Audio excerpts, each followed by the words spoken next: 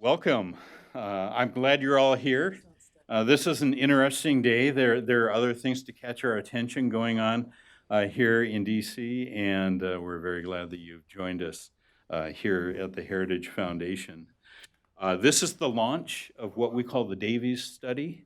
This is a study that has the power to define the conversations and the debate on the death tax in this current time frame where the death tax has changed as of January 1st. Nobody really knows what it means. You will be the first to know. I'd like to thank Heritage for inviting us in really as a partner. They're our equal partners in doing this. And Tim Dasher, who put this together. Tim, thank you so much. I'd like to also thank my work partners in this, Howard Segermark, Howard Wave, and Palmer Schoenig, and Alex Ayers is doing good duties back in California, work that he needs to do. But the four of us are the cohesive team that has launched and sustains this work. The death tax is one of the core principles of the socialist progressives. I think we know that. They see the death tax as a microcosm of how they want the entire world to be, with the government being the master redistributor of property according to their worldview.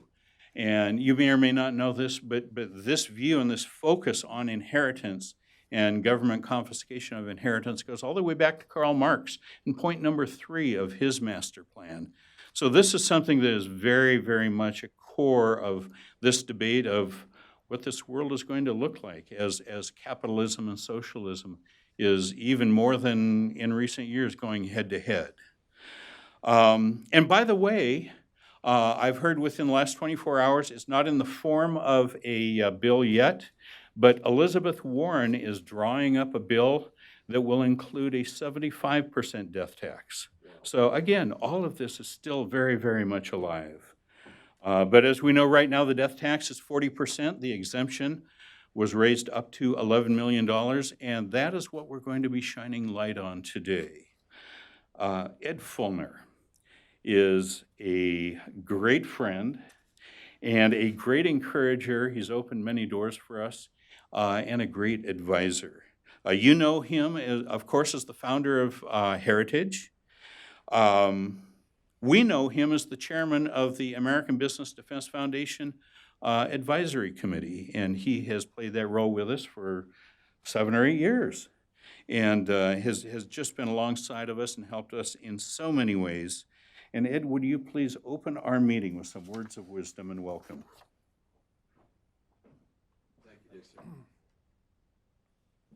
Thanks very much, Dick. As the senior Heritage person here, I have to give you the customary Heritage admonition to please mute your cell phones so they don't go off in the middle of the professor's presentation or something. But Dick, it's a great honor for me to be here, to be able to share some thoughts with all of you and with those who are joining us electronically on the important Davies Study, which is being released today. Dick Patton and I were present upstairs in a room about 10 or 11 years ago with several senators and House members when we were trying to figure out how to deal with questions like the estate tax.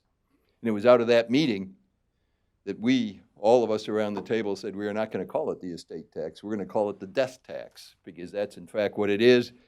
And as Dick has then massaged that message, he has come up with no taxation without respiration, which I think is a very, very worthy accompaniment to the definition of the estate tax as the death tax. The intellectual origins, Dick rightly points out, go back a long way to penalizing inherited wealth, to penalizing the whole entrepreneurial spirit that America has always been about. I will say that as one who, alas, will not directly be affected by an increased exemption of the estate tax from above the current level, that nonetheless in terms of the entrepreneurial spirit, in terms of small and middle-sized enterprises, in terms of family farms and family businesses. We have to remember what the bedrock of America's economy is. And Dr. Davies' study reminds us of that and brings, as Dick said, these numbers right up to date. It's our very great pleasure here at the Heritage Foundation to welcome everybody here to be able to discuss this in some detail and to share insights and to remind our friends across the street who at the moment seem to be preoccupied with certain other matter in the Dirksen Senate office building, that this is the significant event that's happening today at 10 a.m., and that is the release of this study. So congratulations, Professor. Thank you for pulling this together. Diana, it's great to see you always. Buff, happy to have you here.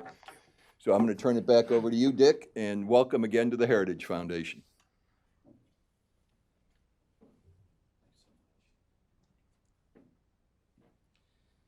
And Dr. Fulner will be leaving a little bit early because he's doing a midday event with the Prime Minister of Kosovo. But Ed, you've taken time out of your very busy schedule to be here, and you've done it so many times for us. Thank you so much. A little bit later, Congressman Jason Smith, who is our champion on death tax repeal, will be joining us. He's probably hung up a little bit late in traffic.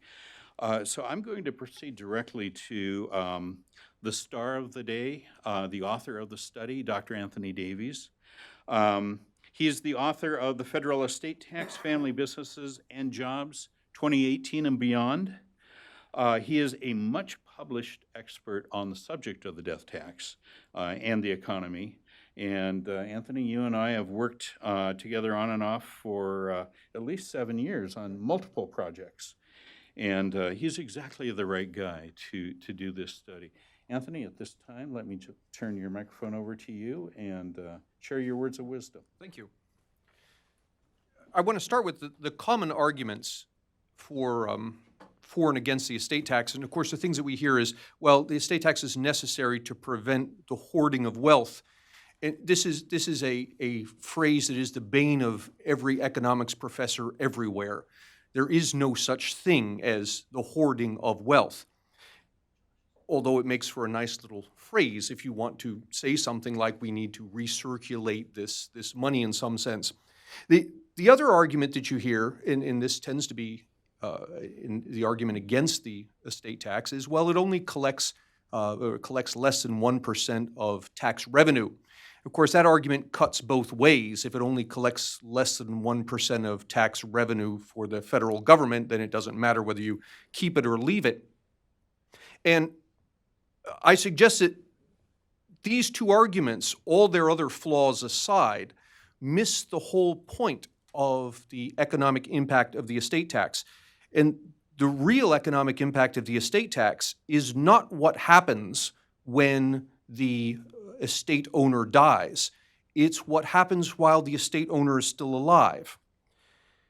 If the estate owner is also a business owner, then the estate tax reduces this person's incentive to invest in the business. If you're looking at a 40% estate tax and you're talking about a family business that is worth enough to trigger this estate tax, then in effect, every dollar the business owner invests in the business comes with it a 40% surcharge in the form of this estate tax that will eventually have to be paid. And if there's a second thing that economists would want all their students to know, it's that when you tax something, you get less of it. In effect, you're going to be the estate tax taxes the investing in existing businesses. Therefore, you will get less investment in existing businesses. Another effect is on the heirs. When they inherit this family business, they have now an incentive to liquidate the assets or some of the assets to pay the tax. And this is adding insult to injury because the liquidation value, what they're going to get in the form of cash when they sell off some of the business's assets, will be less than the assets are worth to the business itself. And the way we know that is that if the assets were worth more than what they're getting, they would have sold them anyway. So the estate tax is forcing them to sell these assets. They're going to have to sell them at what amount to bargain prices, and these assets are part of the productive capital of the business. Now, what I want to do is look at some of the numbers that are involved with the estate tax. In 2016, and without having access to actual individual IRS data, we have to estimate these things, but based on IRS data that is available to the public, between 250 and 1,000 filers owed the estate tax in 2016. And people will point to this and say, well, that's not very much, and it isn't very much, 250 to 1,000 filers owing the estate tax. But again, we're looking at the wrong side of the equation. We're looking at those who died. We aren't looking at the effect on those who are still alive. If you assume for simplicity that to be a business owner of any caliber, you're going to end up being 55 or older, there are, according to U.S. demographics, 38 times the number of people alive as who died. Therefore, the number of businesses, family businesses, that would owe the estate tax if their owners died is somewhere between 10,000 and 36,000.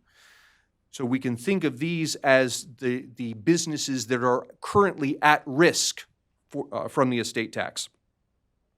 That constitutes, if you go by the numbers, somewhere between the top 0.5% and 1.5% of all firms by value. Now, Census Bureau gives us some nice data on employees by firm according to firm value. And if we look at the top 0.5 to 1.5% of firms, we find that they employ in the U.S. on average between 900 and 2,600 employees each. So if you do the math, what we're talking about here, this 10,000 to 36,000 family businesses that today would owe the estate tax if their owners died, they account for somewhere between 26 and 32 million jobs in the United States. That's 26 million to 32 million jobs in the U.S. that are at risk due to the estate tax. Now, there was a 1995 survey of family businesses. And in this survey, the researchers asked many questions of the family business owners. What are your assets? Do you expect to owe the estate tax? How much do you expect to owe? What will your heirs do when they owe this estate tax? And one of the things that came out of this survey was that 36% of these family businesses anticipated that their heirs would have to liquidate part or all of their businesses to afford to pay the tax that was due. So if we take that 36% and think of it as 36% of businesses that will owe the estate tax will end up liquidating in part or in whole, and apply that to our 26 million to 32 million American jobs at risk, we now have 9 to 12 million American jobs that will likely be lost when their owners die and leave the firms to the heirs. Now, median personal income in the U.S., roughly speaking, $31,000. Add in benefits, and you're talking, roughly speaking, $40,000 per year per job. Think of that as the median value of an American job. Well, 9 to 12 million jobs that will be lost when the family business owners die, leave the business to the heirs. That translates into, roughly speaking, $360 billion to $500 billion worth of American jobs. $360 billion to $500 billion of income that would be lost due to the loss of those jobs. To put that in perspective, the estate tax currently brings in about 1/25 of that. So we're talking about an economic loss due to the estate tax impacting small businesses that is on the order of up to 25 times the tax revenue that the federal government brings in now. Then finally, something important to think about. For all of the negative press that corporations get in the news and amongst the public. The estate tax is a tax that favors corporations to the detriment of family businesses. If I own a family business and I leave it to my heirs, it's subject to this estate tax. The heirs will have to sell off, liquidate part of it, and that leaves the business at best weakened, at worst gone entirely. Conversely, if I own stock in a corporation, I leave it to my heirs. Well, the heirs, if I leave enough of the stock and it triggers the estate tax, the heirs would have to pay the estate tax. But importantly, the paying of the estate tax in that second scenario has no impact on the corporation. The corporation, if I give a bunch of Walmart stock to my heirs that triggers the estate tax, it has no effect on Walmart one way or the other, whether my heirs have to sell off some of this stock to pay the tax. So in effect, what the estate tax is doing on a generation-by-generation basis is weighing the scales in favor of large corporations to the detriment of family businesses. That's all I have.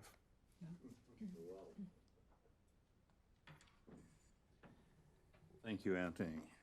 And that is the springboard for where the discussion and the debates on the estate taxes, we're moving forward in this new world of the $11 million exemption. By the way, I'm told that the congressman is in traffic and on his way, so we will defer to him a little bit later, and I'm going to advance directly to a very good friend of mine, a very good friend of ours, Diana Furchtgott-Roth. Diana is the Acting Assistant Secretary for Economic Policy at the United States Department of Treasury. Prior to that, she was at the Manhattan Institute and the Hoover Institution. She has been the chief economist for the United States Department of Labor. When I first met her, she was the chief of staff of the President's Council of Economic Advisors under George W. Bush. And she has been she's been a stalwart for death tax repeal. Congressman, we've got a place for you right here. And if you don't mind, right after Diana, we'll proceed I to would, you. of course, like to defer to the Congress. Okay. So you now know who will be speaking after the congressman.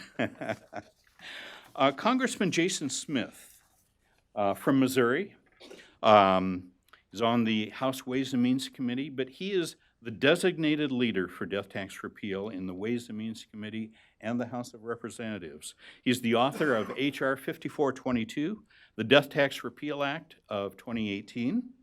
He is a seventh generation, right, family farmer from Missouri, and he's a great American. Congressman. Thank you. Thanks so much for being here. Honor. Thank you so much. I'm glad you said Missouri correct, because it's always this debate within our home state, Missouri, and no one says Mississippi. They say Mississippi, so you did it right. Sorry for the delay. DC traffic is not like traffic in southeast Missouri. And today's a little bit of an interesting day in Washington, all kinds of things going on. This is more important. This is very important. This is very important, and it's good to be with you all. My congressional district, I think, is a great example of why we need to completely repeal the death tax, because I represent one of the poorest congressional districts in the country. The median income household in southeast Missouri is right at $40,000 a year. It's an agriculture-based industry. And if you look at the Boot Hill of Missouri, which is two of the poorest, the top two poorest counties in the state of Missouri out of 114, even worse than the city of St. Louis, are in the Boot Hill. The Boot Hill is rich in agriculture, and it's also big in numbers of families that have consistently farmed. The average size cotton farm, which is pretty big down there, we have rice and cotton, corn, soybeans, wheat, but mainly cotton in the Boot Hill of Missouri. The average cotton farm is just over 1,300 acres. That sounds like a lot in Washington, D.C., but that's not a big piece of land when you're farming. If you just figure 1,300 acres at the average price in southeast Missouri at $10,000 an acre, you're already above the exemption that we were able to double, which was a good improvement, but it wasn't full repeal, which is what I believe is the right policy that needs to be brought forward. And so when I hear people talk about it's only helping the wealthy, no, those families in southeast Missouri are the families that are land rich but cash poor. Those farms have been passed down from generation to generation. And with the policies that we have enforced at the federal level with the death tax, these cotton farmers are going to have to sell portions of their acreage just to pay their tax bill. And they're not wealthy people at all. They're just people who believe in living and reaping the benefits of the land and trying to cultivate, whether it's cotton or corn. And so I like to bring up that perspective of why I care about this. And whenever I hear people say that it's for the top 1%ers or whatever, no, it's about everyone. It's just about fair tax policy, and it's about people being treated fairly and people not losing their family farms. I'm fortunate enough to be the 4th generation owner of my family farm. And I would hate to think that because of some kind of federal statute, I had to sell a portion of it. I think that would be the most disappointing thing that my great-grandfather would ever imagine. So happy to be here, happy to be part of a strong group in repealing the estate tax. The death tax is what I like to say. That's what it is. So thank you for having me, and I'll be here to take questions. Or do you want me to take questions now, or do you want questions? Or We'll have questions at the end, which we'll do that. Yeah, we can get 2 more short presentations. Please stay with us, and we will. We'll do it. Thank you. Thank you, Congressman. Everybody needs a champion, and you are ours. Thank you. And by the way, 262 current candidates for House and Senate have signed the death tax repeal pledge. And every one of them, we have fed the data points of Dr. Davies' study because this is the debate season. We've kept them armed. So now, I've already told you who Diana Furchtgott-Roth is. Just as a reminder, she is currently the Acting Assistant Secretary for Economic Policy at the United States Department of Treasury, and a very good friend, Diana. Thank you very much. I'd like to thank the Heritage Foundation for sponsoring this, for hosting it. I'd like to thank Dick for inviting me, and it's wonderful to see Ed Fellner here. We worked a lot together in the transition. We had desks just very close together. It was a very small, and on the campaign too, it was a very small office, and those were very good days. It's such an honor to be on the panel with Congressman Smith, also with Dr. Anthony Davis with his terrific study, and it's very difficult to get data on the estate tax, and it's just wonderful everything that you've managed to do with these data, including going back and applying old measurements to new circumstances.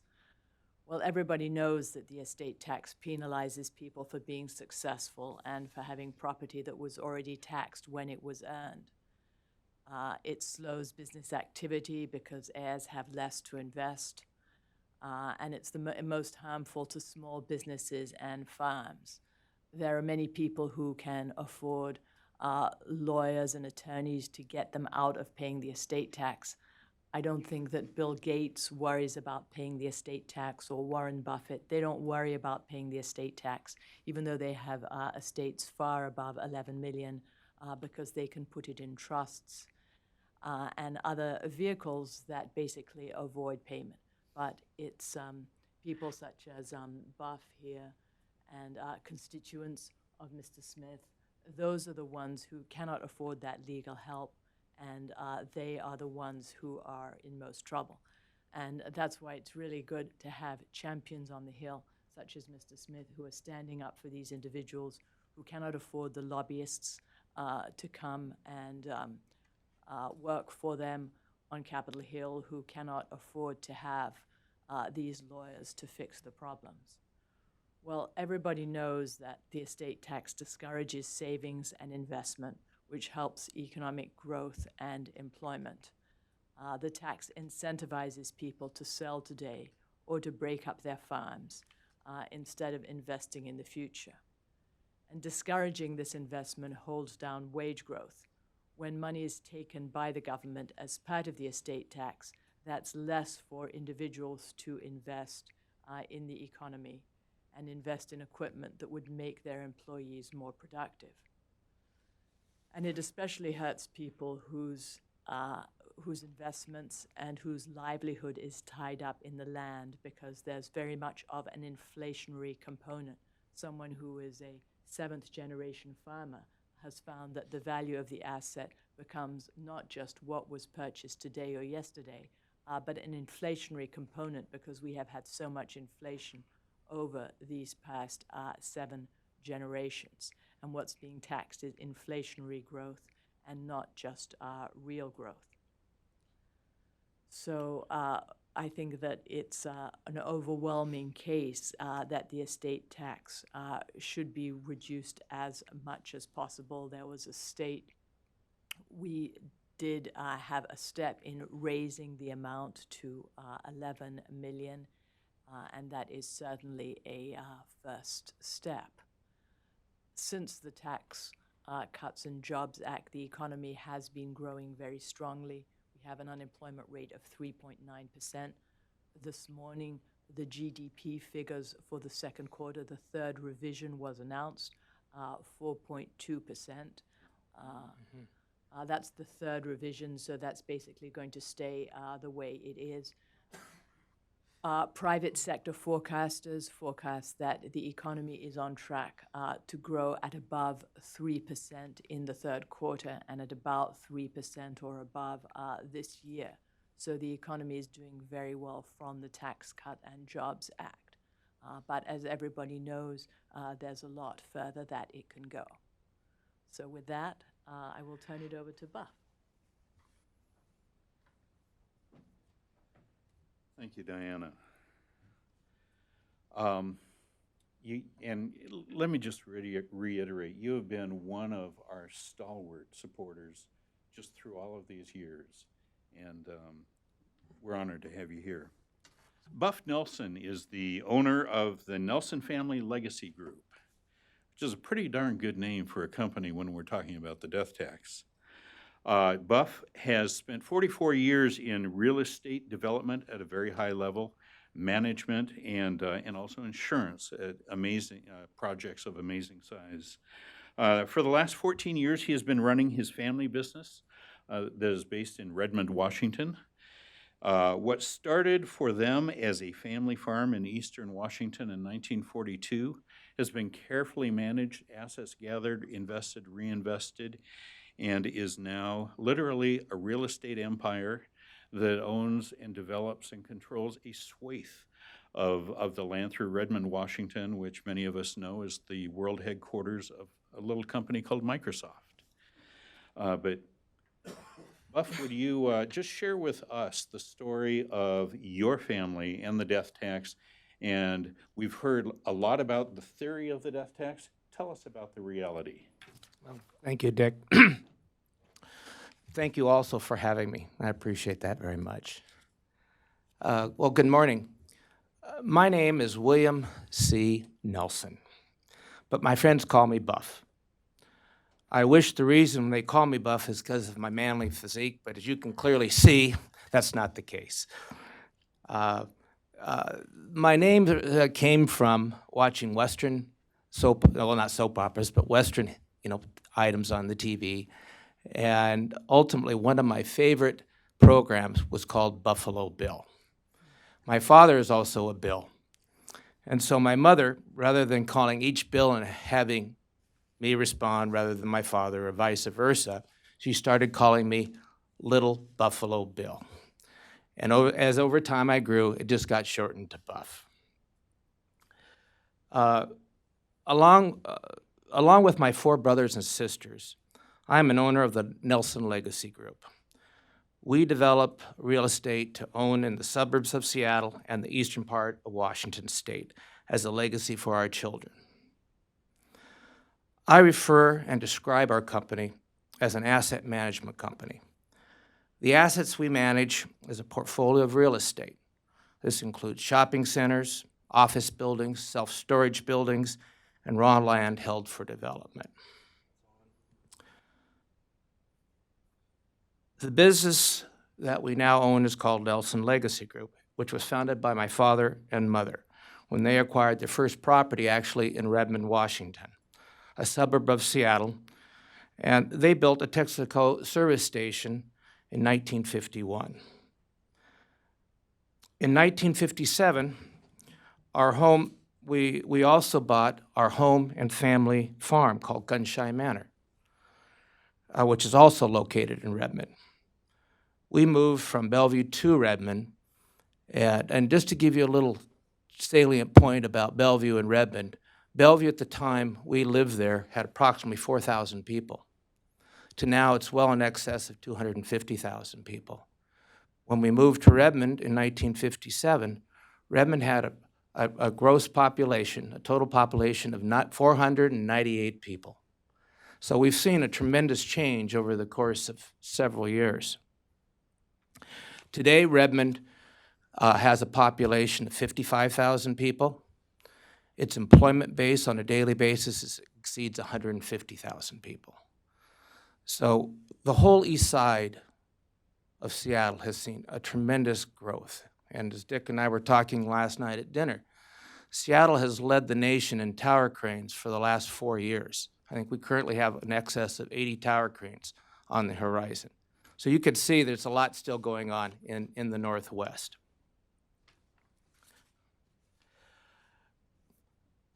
Many of the farms, or I shouldn't say farms, but many of the developments we own, as my parents were adding to their development activity, were mostly small, local-owned businesses. Upon the death of my dad and my mom in 2004 and 2006, respectively, the business passed to me and my 4 brothers and sisters. Today, Nelson Legacy Group owns 2 community centers, each totaling about 200,000 square feet, a 4-story office building of approximately 87,000 square feet, a self-storage building of approximately 90,000 square feet, and raw property we hold for development in downtown Redmond of 22 acres. Our properties are located in Redmond, Kirkland, Leavenworth, Cashmere, and Wenatchee, Washington. Realistically, and as you can see, we're not a large business, but we're proud to be a second-generation family business.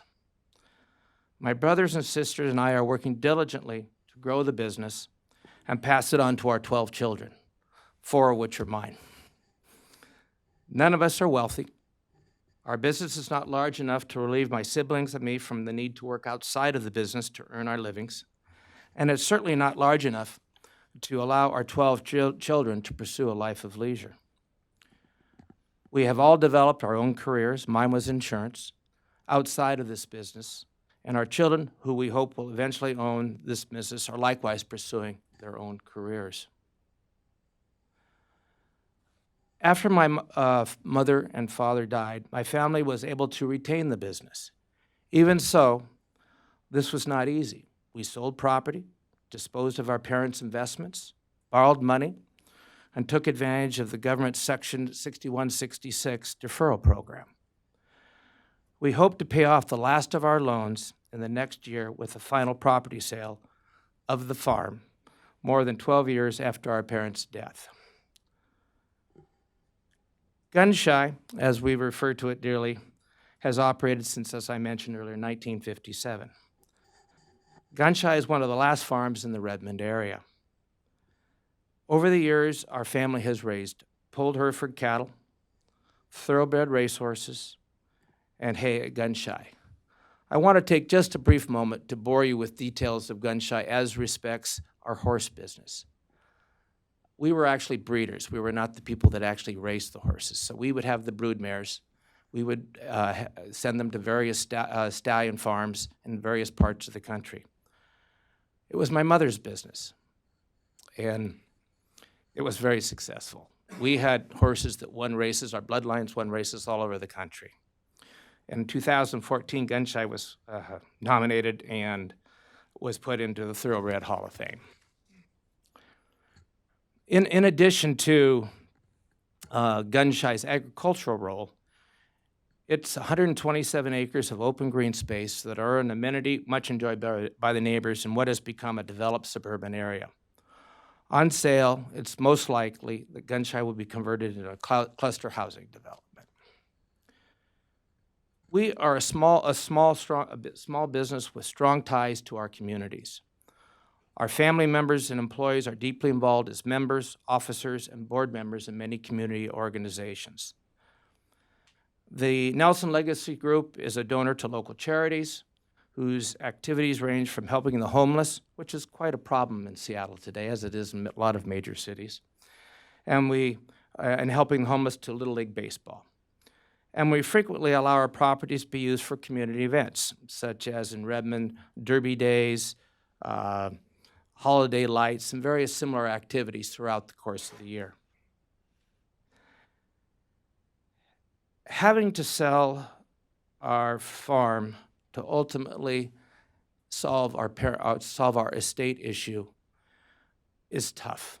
It's extremely difficult, and we had to think of our options, and ultimately we felt it was more prudent to do that than to sell other performing assets. If we had sold the property, the primary buyers would have been large REITs, which are headquartered in other cities and have no local ties to our local communities.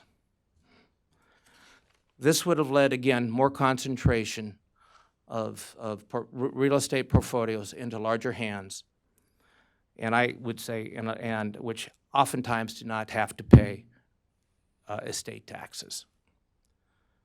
And our communities would have lost our participation and contributions of money, time, and space that we make available to them to help support their needs, events, and activities.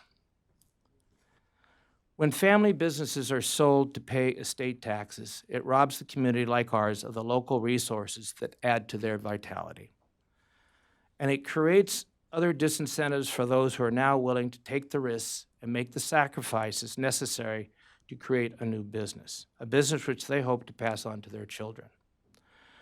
The heart of this country's economy is not the large tech companies' successes or large family empires, but family businesses like ours that take risks, employ people, and make things happen. Every day, every quarter where we meet as a family board to review our business progress, one of the things we always talk about is taxes. Any decision we make going forward continues to be, how do we plan for the death tax?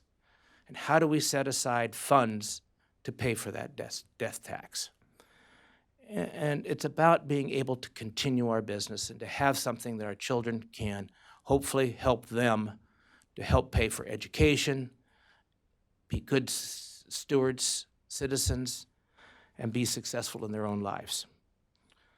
On behalf of my family, myself, I hope you help us and assist us to abolish the death tax. Thank you. Thank you, Buff. So now would be a time for questions, whether it's about the data, the experiences, the politics. What questions might you have? Carter. One of the things I've always been impressed about with your organization, Dick, is the fact that you're able to get so many people or representatives to sign a pledge to repeal the death tax. But I know that it didn't go through on the last round, and I thought that would be the most hopeful time. Can you kind of give the logistics and what happened, why it did not succeed in this last round? That's a great question. Thank you. And it really applies to where we are right now and where this discussion goes. The Tax Reform Act that started in the White House last year in 2017, as it emerged from the White House, had permanent repeal of the death tax in it. It went on to the House of Representatives and the Ways and Means Committee, And that version had permanent repeal of the death tax in it. It then came to this side, to the Senate side, and this has been related to me by people who were there, it was a closed room of just Republican senators, and there were 2 Republican senators in a world where we've got 51 Republican senators, or 52 at that time. There were 2 Republican senators who said, if death tax repeal is in it, then I'm not going along with the president's tax package. Their initials are Susan Collins and Mike Rounds. And because of that, actually the people who were in that room also related to us that if we had had 54 Republican senators instead of 52, the death tax would have died in December. But the margin is that narrow. And I think we all know that in this current electoral season, one of the great opportunities is bringing in more Republican senators. This could conceivably provide us with the answer to the votes that we need to finally put the death tax in the ground and cover it with dirt. Thanks. Had either of these two signed the repeal, signed the pledge to repeal? the No, death tax? actually, neither had. Susan Collins is, even though she comes from a family business background, interestingly enough, she has simply decided that she is siding with the redistribution of what she calls too much family wealth. Mike Rounds comes from another world. He is the 50% owner of the largest insurance company in South Dakota, and the insurance industry makes almost twice as much money off of the death tax as the Treasury itself. And so unfortunately, what it appears anyway on the surface is that his self-interest overrode the interests of South Dakota's voters and their many farmers as well. Other questions? Bloomberg. So I had a question too, kind of on the politics of it. It seems like by doubling the exemption, it's actually kind of taken a little bit of the wind out of the sails of this, the estate tax repeal effort. I mean, when do you see the likelihood of this being something that could happen moving forward? Is this more towards the 2025 timeframe when some of the individual provisions expire? I guess what's kind of the thought on that? Congressman. In Washington, D.C., it seems like that you have to take bites out of the apple to finally eat the whole apple. We wanted full repeal in the House, just like what was mentioned earlier. We had a little bit of a roadblock in the Senate. It seems like that happens a lot on the United States Senate. And so we're keep pushing to get it done. But as in the Tax Cut and Jobs Act, it's not permanent. Even the doubling of the exemption, it's temporary for a couple years. So we have to get it accomplished. So politically, you see overwhelming support in the House of Representatives to get this done. You get overwhelming support from the White House and President Trump in getting it done. We just need to make sure we have a few more supporters in the United States Senate, and hopefully in 38 days we will. Well, speaking of taking bites out of the apple, the higher the exemption is, the less revenue it brings in. And so from a budget scorecard perspective, it's easier to repeal. Wouldn't you say that? Mm-hmm. I would agree. Maybe we can shrink it bite by bite until we can drown it in a bathtub. Is that what we're saying? We want it gone. Yes, absolutely. Can I add something to that? Anthony, please. One of the economic problems that arise with temporary alterations, so if you're going to raise the exemption, but the exemption is going to be temporary, particularly where the estate tax is concerned, business owners are making plans out into the generational level, 10, 20 years, 30 years into the future.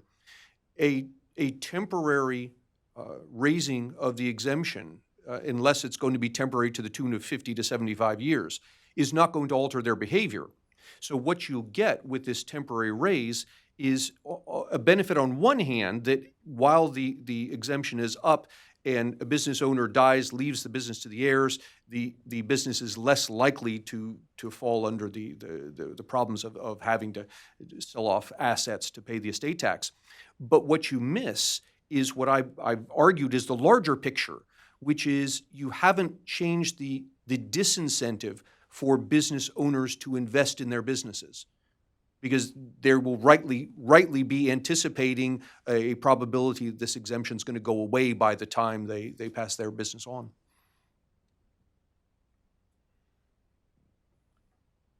Other questions?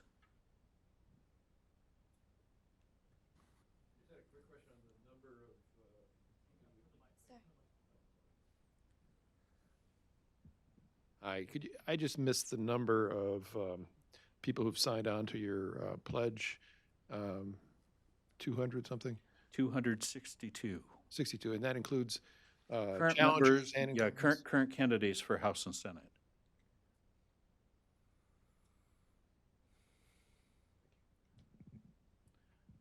Other questions? We have lunch that has been prepared for us. You'll find it out here in the hall in the reception area. Please enjoy that. Thank you so much for joining us, and please join me in thanking every one of our all-star panel and members.